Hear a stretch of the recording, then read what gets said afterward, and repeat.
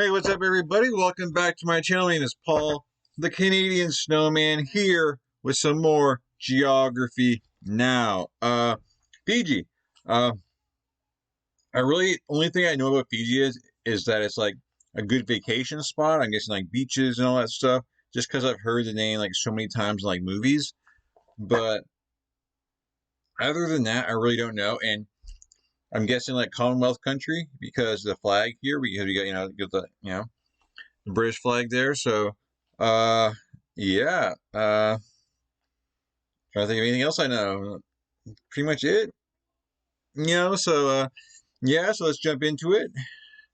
Hope you guys are having an amazing day. I think yeah, he's going pretty good so far. I went to a car show. It was pretty cool. But we're here to watch Fiji and learn a lot. So, before we do, please hit that like and subscribe below, please and thank you. Yeah.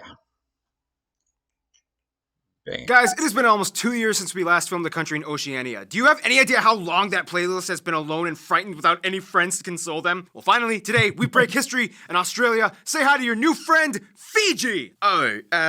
Can't you, give me maybe New Zealand or something? I'm doing the videos alphabetically, you just friggin' figure out a way to get along until Kiribati comes up! Oh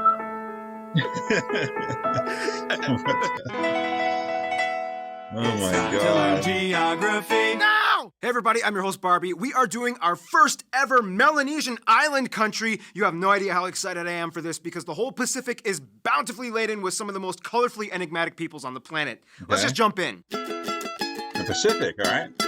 Chances are you may have already heard of the country of Fiji, whether it be the water bottles, which really do come from Fiji, or the rugby sevens team that just won the gold at the Rio Olympics. However, where is this precious little oceanic gem everybody seems to be talking about? Well, Fiji is kind of like the crossroads to the Pacific. It's an archipelago of over 330 islands, less than half of which are inhabited, and over 500 small rocks and islets located in the South Pacific Ocean in the geographic subregion known as Melanesia. For those who didn't know, this is Melanesia, this is Polynesia, and this is the region of Micronesia, not to be confused with the sovereign country of Micronesia, even though it lies in the Micronesia region. Wow. The nearest neighbors are Vanuatu to the west, Tonga to the east, and the barely visible nation of Tuvalu to the north due to the fact that you can literally traverse the entire width of some parts of the country within less than a minute by foot. The two largest and heavily populated of the islands are Viti Levu and Vanua Levu, the capital of which lying on Viti Levu Suva. The country is divided into 4 divisions, 2 of which lie on Viti Levu alone, which then are divided into 14 island cluster provinces. Speaking of which, in the northern division, the island of Taveuni actually lies right on the international date line on the anti-meridian at 180 degrees longitude. To avoid the hassle of having to administer a portion of the country that would be perpetually located in the past, Fiji just made the entire country follow the UTC plus 12 time zone. Yeah, just wait till we get to Kiribati. They kind of went overboard with that concept. In addition to their main islands, the furthest inhabited island, Rotuma, is located 220 nautical miles north of the rest of Fiji. However, at over 440 kilometers away from the main islands, Conway Reef is the furthest territorial island that lies within Fiji. The island is just a shallow...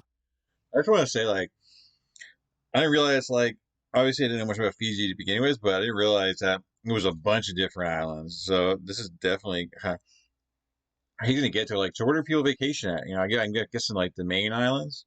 But anyways, I'm probably premature in stopping this because I'm sure they're going to tell me. But anyways. Conway Reef is the furthest territorial island that lies within Fiji. The island is just a shallow sandbar only inhabited by birds and apparently has great diving spots, but is very dangerous to approach outside of high tide because it has sharp, jagged coral heads that can easily puncture a ship's hull. There are about 30 inner island airports and airstrips, only 2 of which are international airports, Nandi and Nausori. If you fly here, you will most likely arrive in Nandi, the northern west side of the Viti Levu Island. Although the capital and largest city, Suva, is located on the complete opposite side of the island, which is close to the Nausori airport, just across the Rewa River. Oh, and there's an island named Kia that sits right at the middle of the shallow sandbars on the north side of Vanua Levi that looks like an obese kangaroo. Speaking of kangaroos, there are none on this island, but there are other animals. A transition. Wow. One of the reasons why Fiji is so world-renowned is because of how the islands look. amazing. But it's interesting to see Yeah. what kind of amazing it holds. First of all, if you look at the satellite map, you'll notice that the islands of Fiji are kind of oddly shaped in a spiral pattern, somewhat resembling a spiral galaxy or a Fibonacci sequence. This is because Fiji is located right at the very end of the New Hebrides Trench, which, unlike most trenches, makes a strange upward twisty curve that in return erupts into a molten lava plot that gave birth to Fiji. To this day, the only islands with volcanic activity are Vanua Levu and Taveuni. Chances are you will come across the national drink kava, which is made of this powdered root of the yagona plant, which supposedly makes your tongue go numb and then it kind of gives you like a relaxing feeling. Dishes usually include staples such as one of the 70 different types of taro. 70 types of taro? That's what I got from my research, yep. Kumala, or sweet potato, breadfruit, taro leaves, and bele, one of the most nutritious vegetables in Oceania. However, if you have time, see if you can treat yourself to the traditional Lovo-style meal cooked underground with marinated meats wrapped in taro leaves. The country is teeming with wildlife, many species of which are endemic, like the 4 different types of bats, several birds, and fish. The country doesn't have an official national animal, but some will tell you that the Fijian iguana, or banded iguana, is very unique and iconic to the country. The islands near the center of the spiral are mostly mountainous, with the highest peak, Mount Tomanivi, formerly called Mount Victoria, at around 1,300 meters high, located on Viti Levu. Only 5 of the islands are big enough to have consistent rivers: Viti Levu, Vanua, Taveuni, Ovalau, and Gao. The longest ones being the Rewa and the Sigatoka rivers, both located on Viti Levu. Otherwise, all other small islands rely on either small reservoirs or rainwater to assist in freshwater needs. The Mamanuca Island chain is literally nicknamed the Honeymoon Islands, with its picturesque beaches and palm trees, also the site where the movie Castaway was filmed. Vanua Levu is kind of like the agriculture island covered in sugarcane and coconut plantations. Flower-laden. Man, like just the scenery in the islands, like the water's so blue, it's like light blue, it's like you can see right through it. Man, like every island is like picturesque, like man, like a photographer's dream right here. No wonder like people want to go like vacation here. Add me to that list. Jeez. Vanua Levu is kind of like the agriculture island covered in sugarcane and coconut plantations. Flower-laden and highly jungle-concentrated Taveuni is a great getaway from the rest of the islands with black sand beaches. If you really want adventure though, see if you can make it all the way to the rarely visited Eastern Division islands like Lau and Moala, otherwise known as Fiji's last frontier. Or you could kind of fly to Rotuma and feel like you're in Polynesia, which it kind of technically is in Polynesia. Okay, transition! Okay, so we can talk all about the beaches and the jungles, but in the end, the people of Fiji are what really make it stick out. First of all, the country has over 900,000 people and is the most racially diverse country in Melanesia. The country is made up of about 57% native Fijian peoples, known as the Itauke. About a third of the population is Indian from India, known as Indo-Fijians. 2% are Rotuman, and the rest are mostly Europeans, other Pacific Islanders, and Chinese. Also, they use the Fijian dollar, they drive on the left side of the road, and they use the Type I plug outlet. The interesting thing is that unlike most Pacific Islands, Fiji, I love your money. Let me get back. There you go. Because it's just like Canadian money. I mean, like basically, except like the colors are a little different, and we don't have a $2 coin in Canada anymore. But it's colorful, has the Queen on it. It's awesome. Love your money. Da-da. on the left side of the road, and they use the Type I plug outlet. The interesting thing is that unlike most Pacific Islands, Fiji is made up of a noticeably large community of Indians from India. They are the descendants of the first indentured servants that were brought over by the British in the late 19th century. The Indian Fijians, or Findians as they like to be called sometimes, have a very distinguished culture that sets them apart from their cousins on the mainland in India. They speak Fiji Hindi, which is like a weird Islander, English, Tamil, Punjabi, Urdu mixture creation that slowly evolved in the past century and is now sometimes indecipherable to the Indians in India. To this day, English, Fijian, and Hindi are the official languages of the country. Largest group though, the Fijian natives are some of the most intriguing peoples on the planet. Fijian culture in rural areas is still dominated by village-led elders and chiefs that look over their communities. Visitors are implored to be respectful and dress modestly when in the presence of elders. And do not touch anyone on the head, especially a chief. That's how this guy got killed.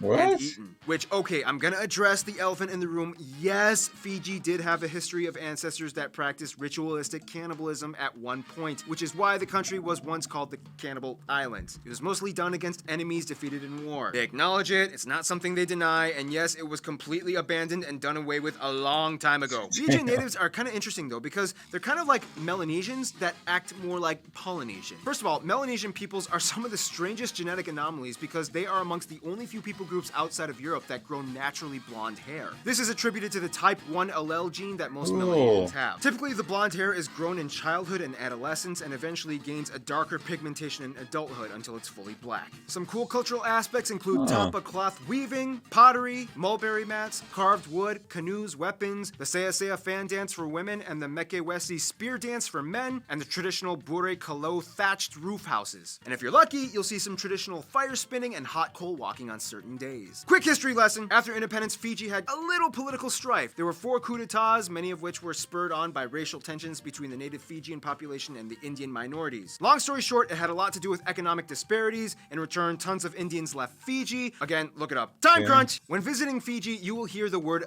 bula a lot, which is the Fijian word for hello. And just remember, in the Fijian alphabet, C makes the th sound, D makes the nd sound, B makes the mb sound. Both Q and G make the ng sound. Therefore, the town of Nadi is actually pronounced Nandi. And this word is pronounced Mbenga. And of course, we can't forget little Rotuma. Rotuma is kind of like the Hawaii of Fiji, as if Fiji wasn't a tropical getaway enough in itself. Technically, Rotuma lies in Polynesia, and the people here are radically different from the rest of Fiji, as they have their own distinct culture that's closer to Samoa and Tuvalu. One thing that Fijians can attest to, though, is that rugby is a big deal out here. They have consistently ranked high in their men's sevens team, being a 2-time winner in the World Cup tied with New Zealand. Oh, Fiji, you and New Zealand have quite a competitive history. Let's talk more about that international affair. I know nothing about rugby though, but it's cool. Each of us has a purpose. We are destined to do something meaningful. What do you think a private Christian education looks like? GCU offers over 175 high-quality online programs. Find your purpose at Grand Canyon University. Visit gcu.edu.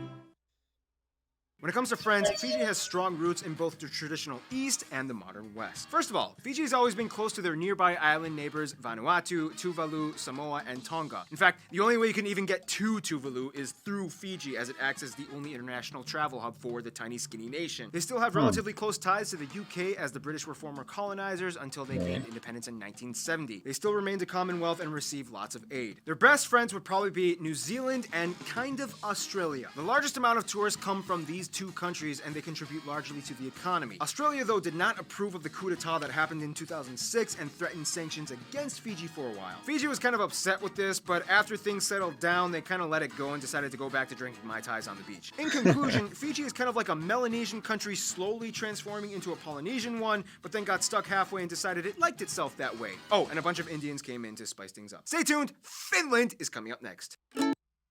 Finland next. Yeah, like surprised me, kind of like the crazy little past yes Fiji has. That was definitely interesting, and yeah, the multiple islands and how they're all just beautiful, and yeah, I mean, it just seems like a beautiful country. Is there a oh, and then you, of course, you have the rugby, which I don't know nothing about, so I think it'd be cool to kind of like if there's a kind of like a really short like rugby video to kind of like, I guess, give me like the breakdown of it real quick, But definitely interesting. I definitely want another country on my list that I want a vacation, because I didn't realize where it was. It's in like New Zealand, Australia area over there, so that's really cool. But definitely props to, like I said, I've heard the name Fiji, for years and years, but like really knew nothing about it or where it was. So it's kind of cool to kind of learn and actually know something about it now. So it's awesome. But anyways, guys, please hit the like and subscribe in this video. Appreciate you guys watching. Hope you continue the ride. We're going to Finland next, so hope to see you guys in on the next video or any kind of future video. We're doing Caesar right now. Doing a Caesar series right now. Like I said, we've done some Napoleon and we've done some Alexander the Great, and there's a bunch of other cool playlists. If you want to go check out the playlists. And yeah, thank you for watching. I'll catch you guys in future videos. Awesome stuff.